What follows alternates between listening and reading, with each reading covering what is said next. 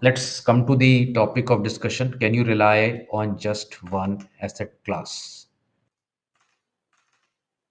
So, most folks think that they can simply ride on one asset class. And what I've seen is in my interactions with a lot of folks over the last decade or 2 decades, in your initial phase of your journey, you tend to concentrate on one asset class, which is likely to be equities. And then as you mature, as you know, your overall kitty hopefully is growing, you also want to diversify, and your stage in life also, makes you somewhat more risk averse as you age.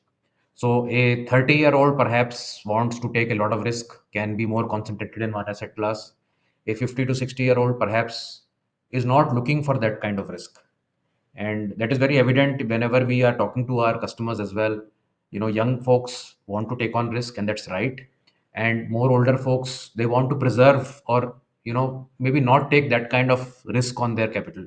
Now that they have created a huge corpus, they say, okay, as long as we're beating inflation, as long as we're beating, let's say, the market benchmark, we are happy. We don't want to hit sixes for the entire capital. Whereas for a younger person, perhaps the need is to hit a few sixes by hook or by crook.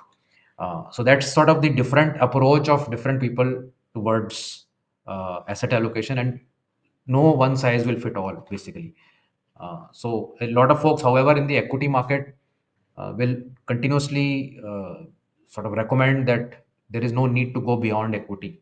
And there is a sort of a tunnel effect also here, where we have seen the last 30-40 years of data on Indian markets, and we, in our minds, are extrapolating that for the next 30 years. Let's say a person who is 30-year-old, he has seen the last 30 years of data. He says, by my age of 60, the next 30 years, I'll get 12% or whatever, 15%, what has been the result of the last 30 years. That may or may not be. So the fact is that you will need to, you know, design for unprecedented risks that may come. We are currently sailing in smooth water. India is one of the fastest growing market. We have a stable government, stable currency. Everything is doing well. 10 years later, who knows what can go wrong, right? So you need to, as soon as you start becoming, your corpus starts to grow, and you start to, come to a point where, you can't afford to lose that anymore. Then you will also need to have a more preservative angle also, along with growth angle. So that's sort of the different approaches that you could take. So let's do a study. The study we have taken from ET Wealth.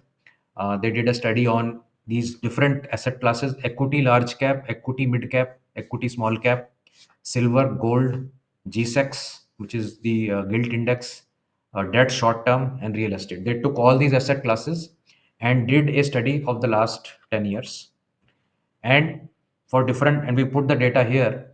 So let's say in 2015 um, calendar year, you had 8% in debt short term, you had 7.5 in GSEX 10-year, equity mid cap gave you 6.2, then equity small cap was 5.9, real estate was flat, equity large cap was negative, gold was negative, silver was negative.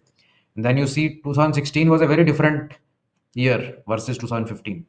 So 2016, silver took off 17%, G-Sex took off 14%, gold was up 9.1%, small caps were trashed here 1.1%. 2017 was again very, very different. Equity small cap launched 54% in that year. Mid caps were 45%. Silver was reduced to zero point 0.3. Gold was only 5.8. Then in 2018, the reverse happened. 29.7% down on small caps, 15% down on mid caps, gold plus at 7.8%. 19 was more of gold and silver doing better than equities, equity mid and small cap doing badly. Then in 2020, again silver took off 45.9%, gold 28.4%, and you had other. In fact, real estate here it has been taken on a national housing board index, which may or may not be reflecting a lot of the micro markets of the country. So I'm not so sure about real estate numbers on this one. Then in 2021, equity took off. You all had 57% on small caps, 44% on mid caps, 23% on large caps, and you had some losses in gold and silver. 2022 was again very different: 15% on gold, 12% on silver, and 14% down on equity large cap, equity based small cap. Then 2023 again was, the year of small caps, mid caps, and large caps, while others were simmering around. 2024 again did very well. Small caps, mid caps, gold did very well in 2024. And in 2025, you have gold leading the markets at 23.7. Small cap and mid caps are flat. Large caps are at 4.6%, and so on and so forth. So what you are seeing over these 10.5 years is that every year is going to be a different year, most likely. And it is very difficult to, but number one, predict what is going to happen next year, and number two, to sustain those kind of crazy down moves in some of them. So if we see the total performance on a CAGR basis for 10 years, you had large caps delivered 10.7, mid caps have delivered 14.8, small caps have delivered 11.1, that short term has delivered 6.1, which is probably just about inflation matching. GSECs have done slightly better at 6.8. Gold has done 12.8, so it has done better than small caps, better than large caps. Silver is at 10%, still not bad, I would say. And real estate, again, 4.9% on the index, but in last 10 years, I think it's done better. Uh, some other metrics that we can see here is that large cap space, the standard deviation is low, 10.1. Worst year was only minus 4.1. Best year was 28.7. And only one negative year out of those 10. So, hit ratio in terms of percentage of positive years, very, very good for equity large cap. Mid caps, while the CAGR was high, standard deviation is also higher at 21.6. Worst year was minus 15%. Best year was 45. But 3 years out of those 10, you had negative years. Hit ratio of 73. Equity small cap, again 11.1, not so actually great. Standard deviation of 30.4, and worst year was also nearly 30%. Best year was 57%. 4 out of those 10 years were negative years, a hit ratio of only 64%. And then you had the two debt components where, of course, the negative years was zero for short-term debt. For long-term debt, only 1 year was negative. Gold at 12.8% CAGR, standard deviation of 11.5. So uh, worst year only 6.7 down, best 28.4. Only 2 years out of 10 negative, 82% hit rate. Silver 10% at 45.9 being the best year, three years down, 73% hit rate. And real estate, uh, number of negative years are zero, and 4.9 is the sort of uh, CAGR on that. So you can see that different years will give out different outcomes, and there could be some significant deviation also. So, I mean, if you are a reasonably large investor, your portfolio going up 30-40% is going to be difficult. So takeaways always are, for instance, gold has beaten both large cap and small caps, only lags behind mid caps since 2015. This is probably a revelation that a lot of folks never thought about. Large caps are offering stronger risk reward ratio compared to mid and small caps based on long term data. So if you see the last 10-year data, then the risk reward ratio, especially versus small caps, is very, very favorable for large caps.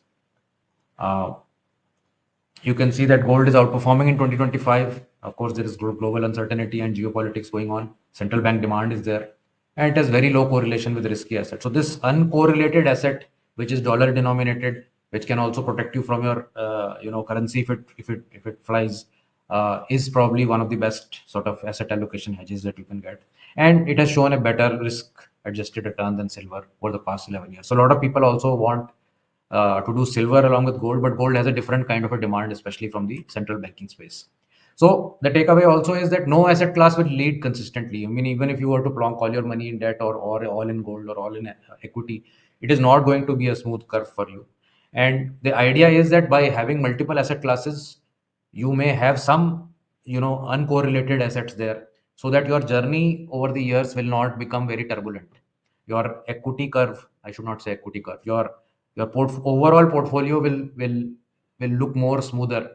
I mean, if you ask me, do I want a turbulent portfolio, which goes 1 crore to 3 crores down to 1 crore, then to 4 crores, then to 2, then to 5?